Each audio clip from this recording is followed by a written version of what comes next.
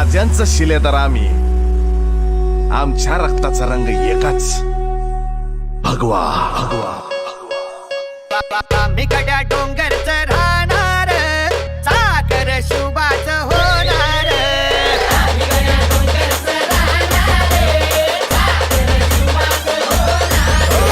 निशान भगवे भुवर फडके, शत्रूचे मग काळीच धडके.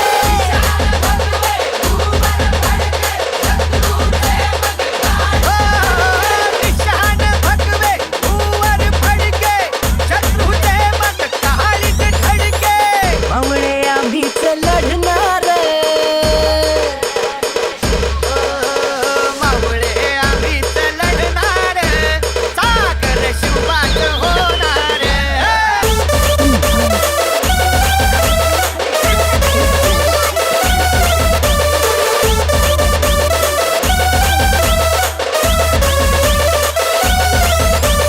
तानाजी होता वीरच मोठा, लढता लढता पडला पट्टा.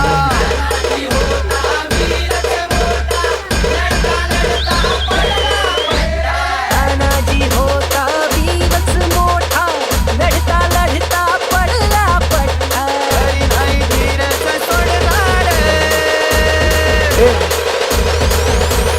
तरी नाही धीरच सोडणार, सागर शिवाचं होणार.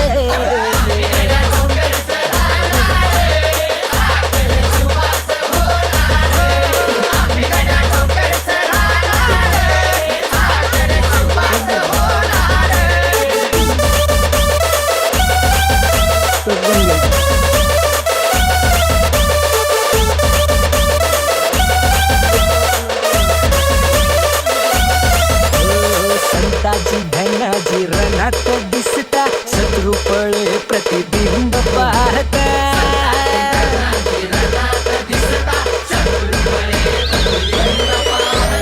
संताजी धनाजी रणात दिसता, शत्रू पळे प्रतिबिंब पाहता.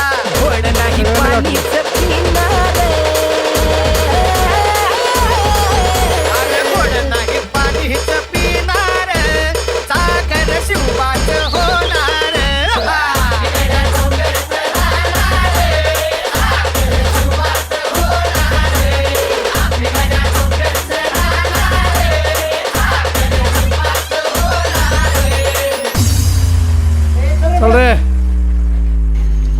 राजे, माझ्या डोळ्या देखत मी तुमचं बरं वाईट झालेलं बघू शकणार नाही. राजे, लाख मेले तरी चालतील, लाखाचा पोशिंदा जगलाच पाहिजे, जगलाच पाहिजे.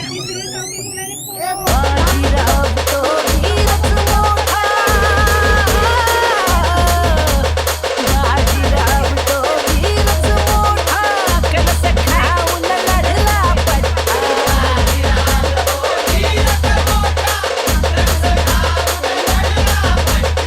बाजीराव तो वीरच मोठा, कणस खाऊन लढला पट्टा. दौडीत सोडणार, घोड तो दौडीत सोडणार, सागर शिवाचं होणार.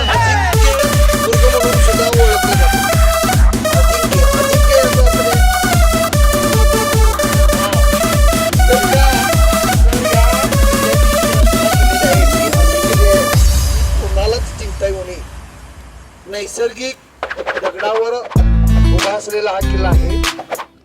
पहिला भोजराजा यांनी हा किल्ला बांधला 11व्या शतकाच्या दरम्यान काहीतरी सर. हा, आणि या ठिकाणी ज्या तटबंदी आहेत, 3 तटबंदी आहेत, आणि या तटबंदीना नाव असं दिलंय, सरांनी मागाशी नाव सांगितलं होतं बघा, कोणाचं लक्ष आहे का होतं का बघा सर, बघा तटबंदीला काय म्हणतात सरांनी नाव सांगितलं. हा, चिलखत. चिलखत म्हणजे काय रे? लढाई करताना चिलखत वापरायची का, आपलं संरक्षण करण्यासाठी, आणि त्याच्यामुळं आपलं संरक्षण होते. तसंच हे ते जे तटबंदी आहेत हे चिलखताप्रमाणे काम करतात, लक्षात आलं काय. आणि नंतर मग हा किल्ला शिवाजी महाराजांनी बांधला. शिवाजी महाराजांच्या पदस्पर्शाने हा पावन झालेला किल्ला आहे.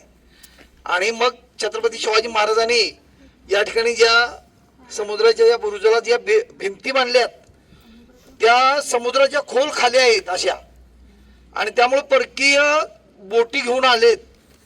ओहोटी आल्यानंतर सुद्धा त्या भिंती दिसत नाहीत.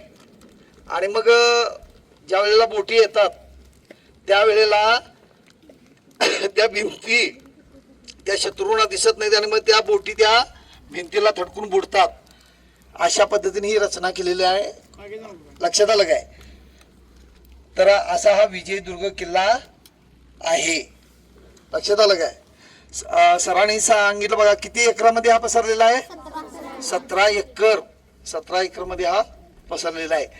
मुंबईच्या दक्षिणेला हा किल्ला येतो आणि गोव्याच्या उत्तरेला. आणि आपण कोल्हापूरच्या आता कुठल्या दिशेला?